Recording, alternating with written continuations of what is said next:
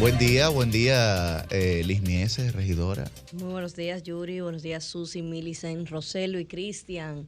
Y Pedrito, ¿dónde andará Pedrito? Bueno. Buenos días a todas las personas que nos sintonizan aquí por Sol de los sábados. Siempre un placer y un honor poder madrugar con ustedes, jóvenes.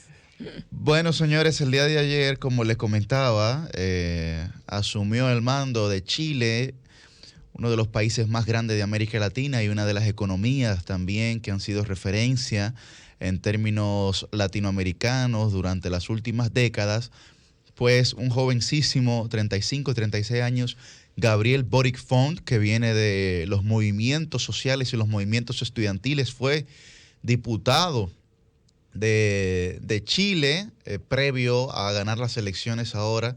Y bueno, ha roto los paradigmas y los esquemas, digamos, eleccionarios. Chile, que es un país con una alta tradición democrática posterior, digamos, a la dictadura. Todos conocemos el caso de aquel 11 de septiembre de 1973, donde el presidente Salvador Allende, pues, sufrió un golpe de Estado auspiciado por los Estados Unidos y donde el general Pinochet, pues, asumió el mando durante varias décadas, pero posterior a eso, digamos que Chile es un país que ha sido un abanderado de la institucionalidad.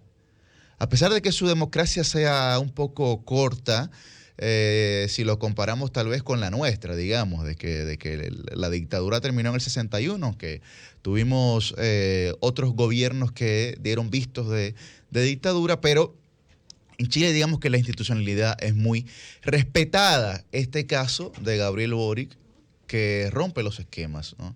Como ocurrió aquí también, allá un poco más que aquí, con el presidente Abinader, porque hemos hablado que los expresidentes que tenemos vivos, por ejemplo, son expresidentes, digamos, el presidente Medina, el presidente Hipólito, el presidente Fernández. Son presidentes que se educaron, se adoctrinaron, se formaron bajo metodologías de la Guerra Fría. Pero el presidente Abinader es el primer presidente que tenemos, digamos, formado en la era de la globalización.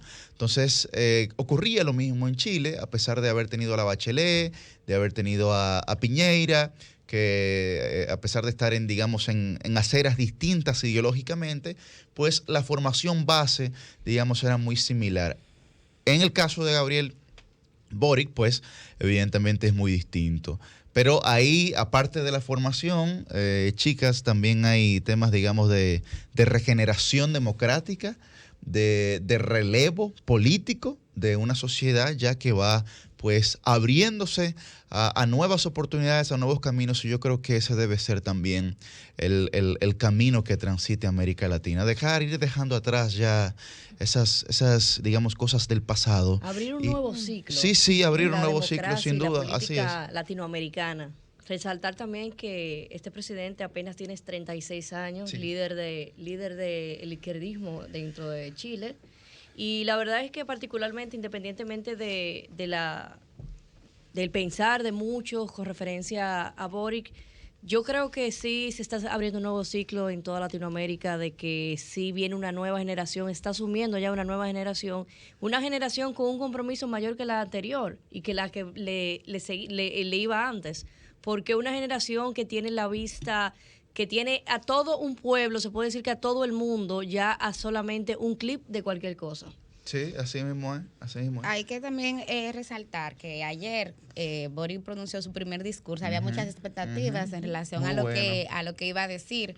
Hay varias cosas que yo quiero señalar. Uno, esa alusión que hizo Yuri de manera directa a la esperanza, a la renovación, a un Chile participativo, pero también citó parte del discurso, uno de los últimos discursos que pronunciara en su momento el presidente Salvador Allende. De hecho, el último discurso que pronunció el presidente Allende, que lo hizo desde el Palacio de la Moneda, y la única radio que le permitió transmitir fue Radio Magallanes, y ahí donde decía, más temprano que tarde se abrirán las grandes alamedas por donde pase el hombre libre para construir una sociedad mejor. Así mismo lo dijo Gabriel Boric ayer.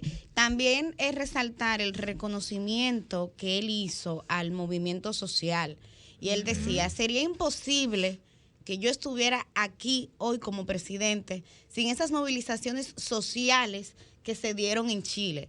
esa salutación y ese reconocimiento, porque ustedes saben que a veces hay políticos que cuando llegan al poder se olvidan de todos aquellos y todas aquellas que aportaron, algunos desinteresadamente, otros interesadamente, aportaron a su triunfo, pero que en su primer discurso él reconociera, quiere decir, Liz, Susi y Yuri, que es un presidente aterrizado. Y por último, para darle paso a mi compañera Susi, por supuesto, Susi, saludarlo de ese gabinete paritario. Ya Yuri mencionaba, 14 mencionaba algo, pero lo interesante aquí, fíjense, que no es solamente desde el punto de vista cuantitativo, que hay muchas mujeres, sino desde el punto de vista cualitativo, o sea, que no se repite ese estigma de entender que las mujeres solamente son buenas para administrar carteras que tengan que ver con lo social, con el cuidado, etcétera. En el caso, creo que la ministra de Defensa, ¿verdad? Es una mujer, que son áreas que antes eran totalmente reservadas para hombres. Pero entonces yo creo que hay que saludar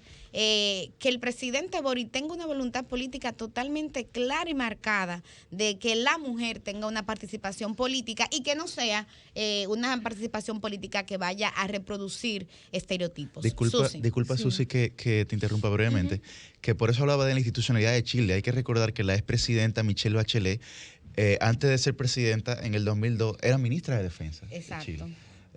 Digamos, es de las pocas mujeres que lo había sido. Muy bien. Miren, y algo importante relacionado con eso que tú señalas, Millicent, de la lucha social. Él agradeció mucho a los movimientos estudiantiles, de los cuales pues él sale y perteneció. Es que dentro de sus pilares de lo que pretende ser su gobierno, él destaca algunos aspectos característicos de la lucha social. Él señaló que pues su gobierno va a estar compuesto por políticas que promuevan la descentralización, el feminismo, que ataquen la crisis climática y que promueva lo que él llama un trabajo digno y sobre todo algunos temas un poco controversiales. En el caso de garantizar los derechos universales a los ciudadanos no, pero en la parte impositiva él pretende poner más impuestos al capital, reducción de las exenciones a las ganancias y nuevos gravámenes a la riqueza. Esto es importante porque, como bien hemos señalado, como bien tú señalas, Millicent, a veces hay muchas propuestas de campaña que a la hora de llegar al gobierno no se cumplen y se ven partidos o candidatos promoviendo muchísimo algunas propuestas muy revolucionarias, muy de avanzada, y a la hora de la hora pues la ejecutoria conservadora se impone. Es importante que países como estos, líderes como estos, demuestren que se puede hacer desde la lucha social y desde la izquierda un gobierno fructífero para un país en momentos en que la polarización de ideas y el llevar la contraria pues se pone en primer orden en el mundo y nos divide entre conservadores y entre personas pues con demanda social y donde se dividen familias, se dividen países, se dividen ideologías. Él había dicho en una ocasión pues que no le teme a los poderosos, que no necesariamente quiere que lo acepten, pero sí que respeten el mandato y la gestión que van a estar realizando. Entonces vamos a ver qué trae este nuevo presidente para Chile, Boric, que tiene la oportunidad entonces de callar boca, como decimos nosotros en nuestro país, y demostrar que se pueden hacer estos cambios en naciones como esa, que se pueden lograr implementar y ejecutar de manera exitosa una nueva política, como se le llama, una política de avanzada, una política de derecho social, una política que piense en los ciudadanos y que se entienda que buscar los derechos de todos no es pues una alternativa de cercenarle su libertad a nadie. A veces queremos manipular tanto la información en los medios de comunicación, en las sociedades, en todos los espacios donde se hablen de ideas, donde se entiende que el que busca los derechos del colectivo está privando a otro de su derecho. No, el que quiere imponer desde su privilegio su realidad a los demás, ese sí quiere seguir sumiendo a los demás en la pobreza, en la desigualdad igualdad. Entonces es bueno que un presidente con una visión feminista, con una visión de equidad social, con una visión pues diferente para ese país, pueda, si hace un buen trabajo, marcar un buen ejemplo para otros países de Latinoamérica y el mundo. Miren, pero miren lo siguiente, a ver qué ustedes piensan de esto. En América Latina se está dando, digamos, un caso extraño, relativamente, aunque también puede ser catalogado de cíclico, porque hablábamos ya de un nuevo ciclo en Chile y en algunos países de América Latina. Sin embargo, cuando nosotros miramos hacia Brasil, por ejemplo, que parece que Lula va a volver. Amén. Cuando nosotros miramos hacia Costa Rica, que parece que Figueres, que fue presidente en los 90, va a volver. Cuando nosotros miramos hacia Argentina, aunque el presidente es Alberto Fernández, la vicepresidenta es la Kirchner, ¿no? Sí. Cuando miramos a Honduras, ahora que gana la esposa de... no la quiero catalogar de esposa, sino... Xiomara Castro, correcto. No. Lo que digo es que ella estuvo vinculada a un pasado político con su esposo.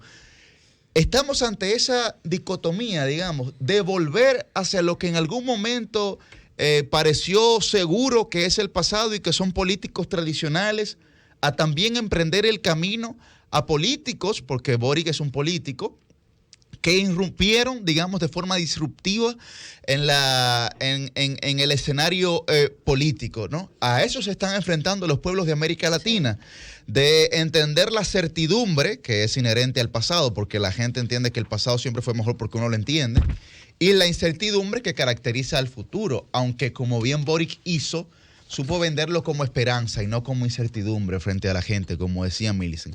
Pero planteo el escenario que se está dando en América Latina de abandonar las tecnocracias, de abandonar, digamos, los gobiernos empresariales y volver a los políticos, ya sean viejos políticos o del pasado, o políticos con ideas disruptivas.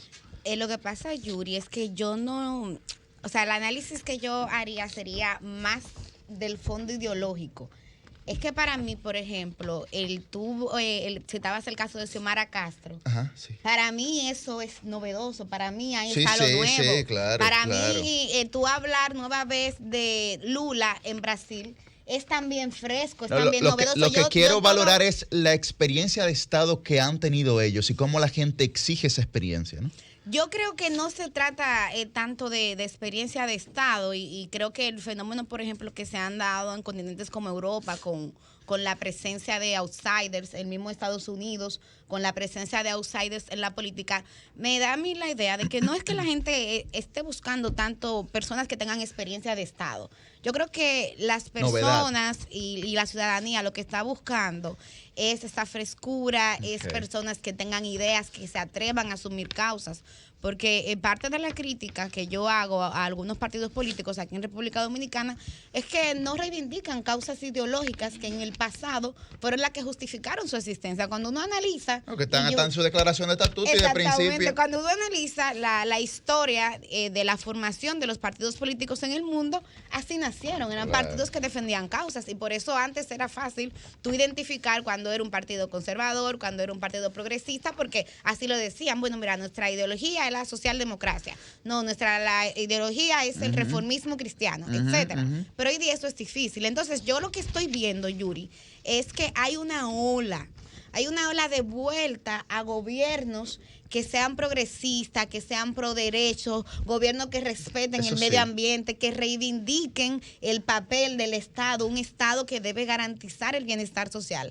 Y lo que me preocupa, atención aquí, es que yo no veo que República Dominicana esté en esa ola. Ay, ¿por qué no? Lo digo por el tema de las políticas públicas. A pesar de que tenemos un presidente joven, ya tú lo decías, un presidente que rompe con un ciclo, desde el punto de vista biológico así lo es, pero cuando tú analizas algunas políticas públicas, tú te darás cuenta que aquí está muy de moda lo que es las alianzas público-privadas, que los fideicomisos, o sea, yo no siento, y sobre este tema estaré escribiendo la próxima semana, que aquí se esté claro en el rol que debe jugar el Estado, como se está en esos países. Pero cuando tú defiendes a Lula, tú estás defendiendo una visión de Lula, de que él cree que el más Estado... de 20 millones sacados de la pobreza. Exactamente, presidente, pero a través del Estado. Claro, no maña fuera. Pero no, estoy muy de acuerdo contigo, Millicent, porque sí es verdad que en la actual gestión es como si dijéramos, no necesitamos el Estado. Exacto. No necesitamos el Estado para que la gente pueda salir adelante, digamos.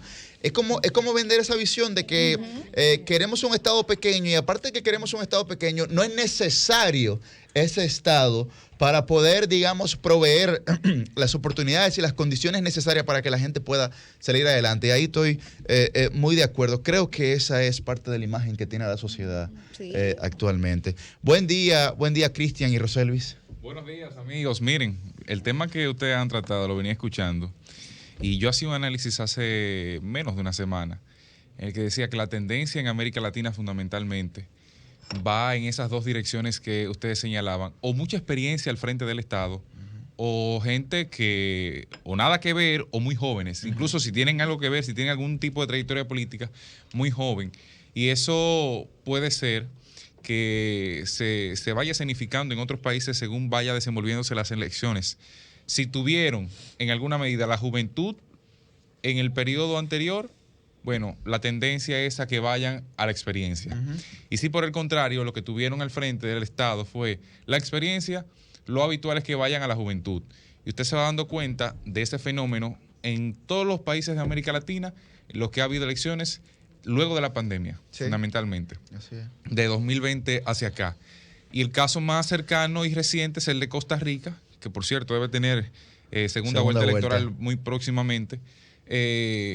Mencionaba el caso de Figueres. Ahí está el caso de Figueres. Sí, 1994 correcto, sí. Llegó ese hombre al Estado. En los 90, sí. Y salió, y miren ahora cómo su imagen resucita precisamente en búsqueda de una persona que esté al frente del Estado, pero su contrincante viene de un partido que fue formado en 2018, si la memoria no me falla. Correcto, pero no solamente eso, Cristian, que el partido que estaba gobernando y su contrincante, que digamos afiliado, asociado a ese partido, es un partido de tecnócratas, de técnicos, de tipo súper preparado. O sea, tú no estás hablando de un partido improvisado, estás hablando de un grupo de gente que son los cerebritos, digamos, los nerds, los que más saben de esta vaina. Se metieron ahí, pero la gente lo ha rechazado porque no son políticos. Es así. Entonces, yo creo que la tendencia en América Latina va en esas dos direcciones. Habrá que ver en el tiempo cómo eso sigue desarrollándose en nuestro continente.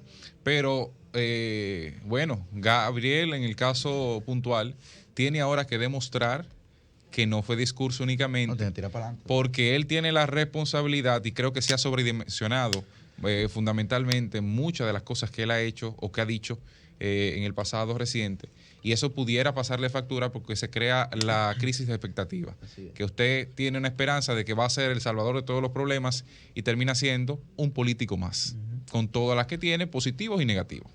José Luis Vargas. Hola, José Luis. ¿Qué tal, compañeros? Un saludo.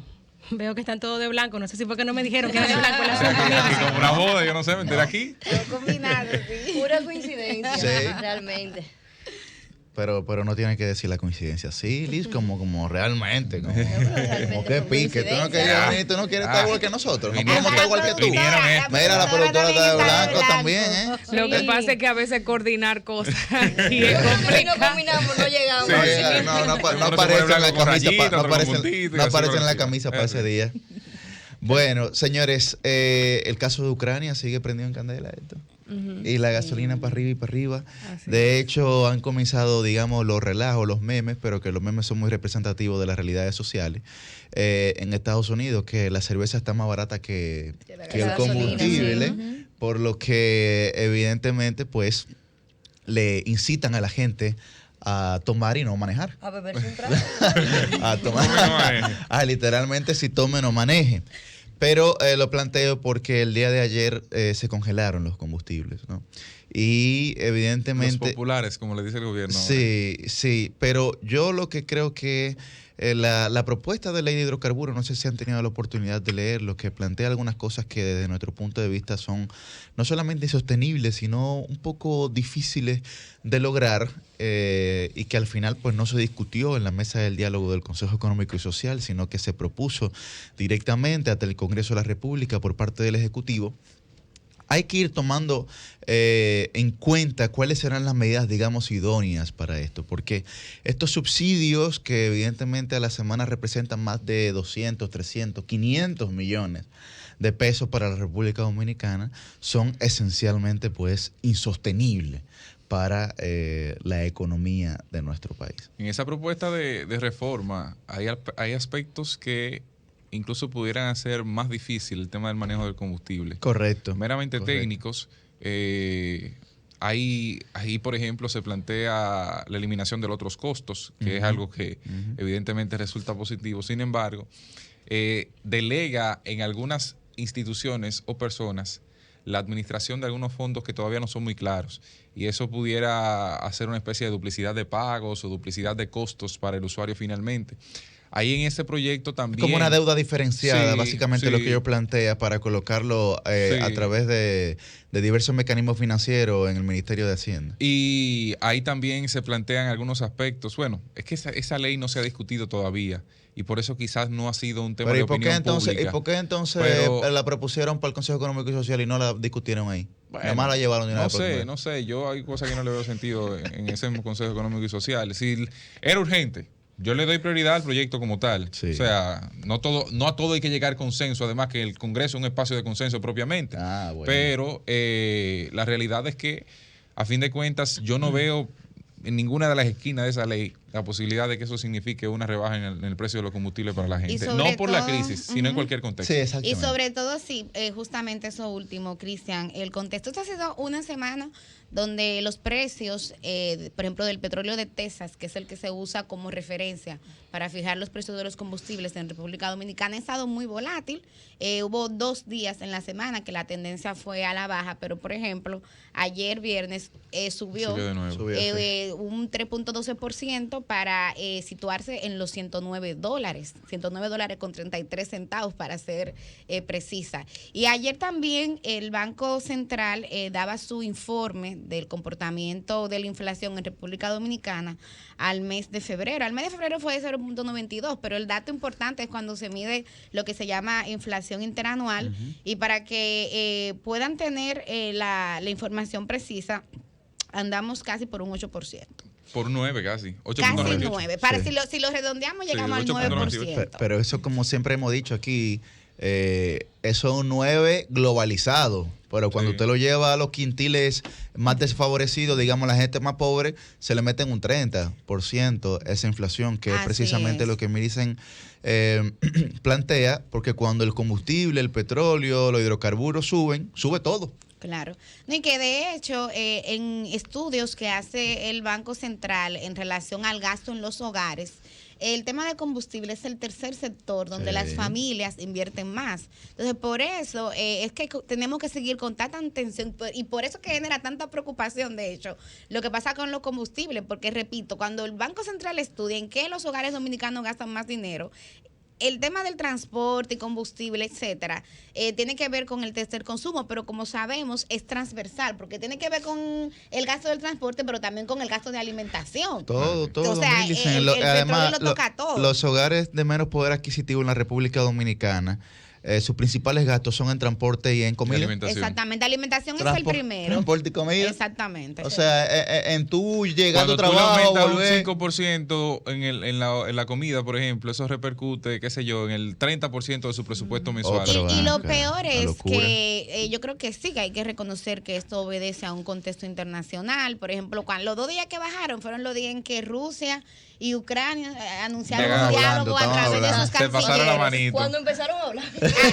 A través de sus cancilleres, ahí el petróleo baja, pero en realidad, y creo que aquí dirigiría un mensaje especial a la audiencia del Sol de los Sábados, hay que prepararse para lo peor. Y este es un conflicto que no se ve que vaya a tener una solución en el corto plazo. Y hay algo interesante. Nosotros estamos viendo hasta ahora el impacto en el elemento combustible por esa incertidumbre que hay en los mercados y que ya estamos hablando, pero hay otro eje fundamental que es el eje alimentación, que será en los próximos meses que lo vamos a ver. ¿Ustedes saben por qué? Porque tanto Rusia y Ucrania, que ustedes saben que producen, por ejemplo, la cuarta parte de la producción de granos en el mundo, y eso es básico para tú tener insumos, por ejemplo, como el pan, que aquí el pan es un alimento político en República Dominicana, solamente para eso, pero también en lo que tiene que ver con la producción de materiales como el hierro, el aluminio, que están impactando ya el sector de la construcción en República Dominicana. Pero a lo que voy es que es ahora, en el mes de marzo, donde tanto Rusia como Ucrania hacen sus siembras. Ajá. Y entonces esa es la cosecha que luego tenemos a final de año. ¿Qué implica esto? Cristian, Liz, Yuri y Susi, que en los próximos meses nosotros, además de esta crisis en el tema combustible, podríamos estar teniendo desabastecimiento en temas de alimentos clave, lo que se llama commodities. Por eso a mí me pareció extraña la propuesta que se hicieron de generar más importaciones en vez de confiar en la producción local. Porque, óyeme, si nosotros en pandemia logramos la seguridad alimentaria, la independencia se logró, tuvimos autosuficiencia, la República Dominicana, de los pocos países de América Latina que pudo contar con esa realidad, no hubo desabastecimiento en ningún momento, bueno, nada más de papel de baño, pero en ningún momento hubo desabastecimiento. Óyeme, yo creo que esa es una experiencia que nosotros debemos emular, que debemos de practicar nueva vez. Por eso cuando yo veo algunas de esas medidas económicas, digo, bueno, las MIPYME, que son las principales generadoras de empleo en la República Dominicana, tan feas. Lo agropecuario y el campo, tan feos. Claro, hay situaciones ahí como los temas de Tratado de Libre Comercio que evidentemente pueden ser que ponga un poco más barato las importaciones, sin embargo, creo que deben de ser entonces en las dos direcciones las medidas. Efectivamente, yo estoy ahí de acuerdo contigo. Ser las dos direcciones. Que se debe de hacer un marco entre las dos direcciones, porque como tú muy bien dices, sí, por esto va a haber también una rebaja en lo que es la importación. Pero también es una realidad que la pandemia nos demostró a nosotros que somos autosostenibles en el tema de los productos agrícolas y agropecuarios de nosotros. Tú sabes que, bueno, Susi, es por esto también que señalamos la importancia de la continuidad de Estado en ciertos temas donde se ve que, bueno, algo ha funcionado, pues vamos a seguir implementando estas políticas que dieron sus frutos bueno, si tenemos una visión diferente, porque cada gobierno tiene su visión, hacer un híbrido entre las propuestas nuevas y las anteriores.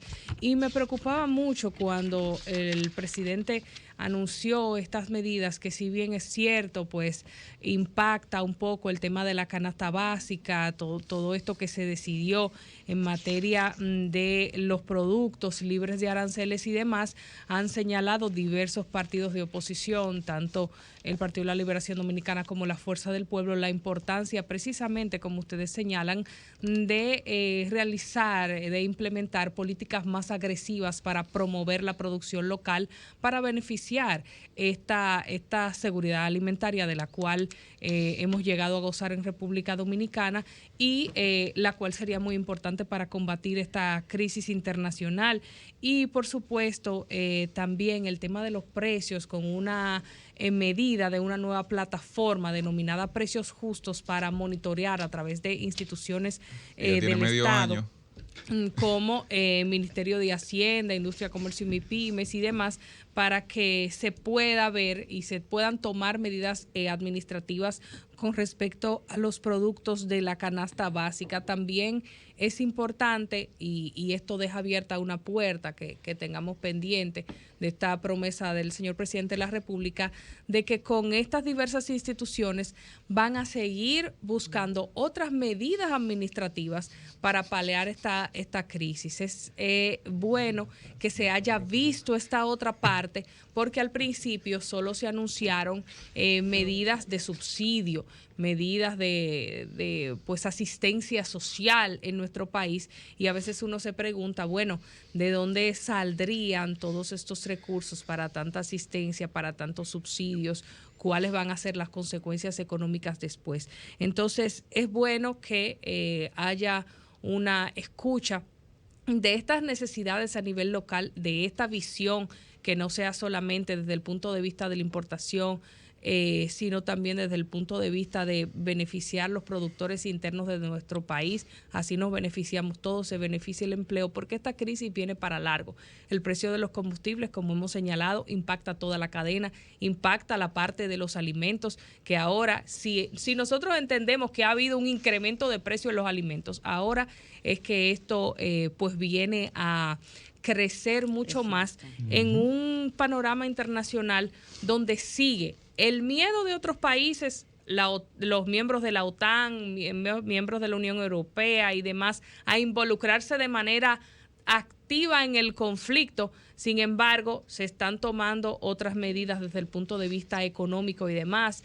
Cadenas importantes, ya YouTube anunció que va a cancelar todo el contenido, a censurar todo el contenido financiado por Rusia en las redes que promueva la desinformación en cuanto a esta guerra, y pues también Estados Unidos, buscando tomar algún tipo de acción, ha dicho que va a retirar, y asimismo la Unión Europea, los privilegios comerciales a Rusia en algunos aspectos importantes como diamantes y otros productos donde Rusia tenía algún tipo de ventaja para comerciar con reducción arancelaria y otros aspectos en sus países. Rusia ha dicho que si se proveen aviones de manera directa o algunos insumos de cierto tipo de guerra de manera directa, pues esos países serían considerados hostiles y tendrían repercusiones. Entonces es un panorama sombrío internacional que, como hemos dicho en diferentes ocasiones, aquí nos va a salpicar también. Yuri, solo 30 segundos, porque a mí siempre me gusta ser justa. Y hay que también reconocer que dentro de las medidas que anunció el presidente, si hay algunas que van justamente a impactar a nuestro sector agropecuario, lo que ustedes decían. Por ejemplo, se anunciaba una gracia de 6 meses vía el Banco Agrícola Dominicano para los productores. Entonces yo creo que esa es una medida que no es pro importación, es pro apoyo del sector agropecuario nacional, y eso es importante. Coincido con ustedes en que ojalá tener más medidas de eso, pero también hay que tener claro que lo que se está subsidiando vía importación es clave, y que además eso aquí no lo producimos a nivel industrial ni a nivel masivo. Aquí producimos arroz y se importa bastante. No, mira, sí, no. Sí, Cristian, oye sí. lo que te voy a decir. Nosotros y ahí en está materia en ese paquete. Oye, en materia de arroz, nosotros somos autosuficientes. Sí. En arroz, aquí es de los pocos rubros que podemos hablar de una autosuficiencia alimentaria. Y de hecho, esta semana el presidente también anunciaba que a los productores de arroz le iba a dar miles de millones de pesos justamente para garantizar los precios del arroz. Aquí se importa arroz, pero la cantidad que se importa es mucho menor a la que se produce. Déjame solo terminar con esta parte para poder darte paso. Entonces, a lo que voy es que tenemos que entender que en el marco de una crisis tú tienes que tomar medidas que sean coyunturales, que son medidas a corto plazo. Porque ahora, por ejemplo, nosotros no podemos comenzar, que queremos, por ejemplo, con el tema de la diversificación de la energía eléctrica, de la matriz de la energía eléctrica. Eso no se hace de la noche a la mañana. No, claro, tú tienes que tomar medidas urgentes. Entonces, hay que subsidiar el petróleo porque eso lo demandamos urgente. Y ya acabamos de explicar el compañero Yuri Enrique y una servidora el impacto que tiene en los hogares dominicanos. Ahora bien, eso no quiere decir, y aquí llamo la atención del gobierno, que tú no debas hacer las dos cosas. Ir viendo medidas a largo plazo que tengan un impacto estructural, pero también tomando medidas que sean cortoplacistas. Yo creo que el gobierno se abocó demasiado por los subsidios, pudiendo utilizar una parte, no es que no lo utilice, ojo con eso, pero pudiendo utilizar una parte de esos recursos para, en la cabeza del río, allá en la montaña donde nace el río, echarle ese poquito de agua que termina siendo un arroyo al final del camino. Dígase, el gobierno invirtió el año pasado 1.700 millones de pesos aproximadamente en fortalecer la gestión del desarrollo del campo. Pero eso es un poco menos de 2 meses de subsidios conforme a lo que el gobierno extendió, no subsidio total, solo la extensión de algunos rubros, algunos aspectos en el tema de subsidio. No abocarse tanto por el subsidio y abocarse medianamente, un poquito, tomar el 30% quizás a eso que se destinó extra del subsidio. No. A eso que se tomó extra del subsidio para entregarse en subsidio a la gente, y colocarlo en la cabeza del río, dígase, en la producción del campo, eso significaría que toda la población dominicana tendría acceso a alimentos más baratos. Y no solamente la clase baja, que es parte de la afectada, evidentemente, pero también hay una clase media ahí que está sofocada porque todo lo que consume la ha subido. Colegios ya anunciaron aumento hasta 25%. A combustible, no hay que decirlo. Sí, ahí hablando que eso de la se siente. restricción. Alimentos, el mismo, ¿cómo se llama? ¿Cómo se llama los comerciantes detallistas, una cosa así? Hablaban de un 40-45% significaba el aumento de la canasta básica familiar para la clase media. Entonces, cuando usted toma todos esos puntos, se da cuenta de que no es solamente una clase social que está sufriendo, que es afectada, sí, pero que también las medidas deben ser un poco más amplias que eso. Estoy de acuerdo, aunque también cuando yo veía que el presidente iba a hablar apenas 8 días después de su discurso de rendición de cuentas, yo dije, ok, el presidente va a agregar aquí lo que le faltó el 27. Claro. Y cuando nosotros analizábamos aquí en Sol de los Sábados el discurso de rendición de cuentas, coincidíamos en que faltaban medidas para la clase media. Sí. Inclusive en el mismo marco de la pandemia, yo veía otros países donde, por ejemplo, a la clase media se le subsidiaba o se le daba prórroga para el pago de servicios básicos como energía eléctrica, servicios de telefonía, etcétera. Sí, pero aquí se hizo con la electricidad y con los préstamos y la vaina. ¿Qué se hizo? ¿Qué? Con los préstamos sí. En pandemia sí. Pero Con perdón, los préstamos, con los pero préstamos, servicios. con la electricidad, con los Sí. servicios no. Sí, hubo servicios sí focalizados. Y iguales. hoy estamos pagando el precio de los préstamos. Sí. Yo no Que me váyanse a su banco. Bueno, pero el váyanse precio, a su ajá, banco. pero no era que no te lo iban a dejar de pagar, a que no lo pagaran. No, yo no Es que estoy hablando no de que no lo pague. Ajá, y si aumentó la tasa de crédito también va a aumentar los préstamos. No, incluso han cambiado parte de los contratos de muchos préstamos, que no estaba contenido y que ahí está la superintendencia de banco, que lo sabe. Hay que Bueno, prestarle pero más ya atención a la clase ahí media. es la superintendencia que tiene que... Hay que tener ese punto. Claro. Que nada más no baila merengue en Argentina. Nada más no baila merengue en Argentina. Aunque yo hablaba en mi comentario de eso, pero quería hablar que se tiró el coba. Ay, Le dañó el payo a los chuperos. Dije que el cirujano arrancó a operar de nuevo. Es mentira. Vamos con la gente.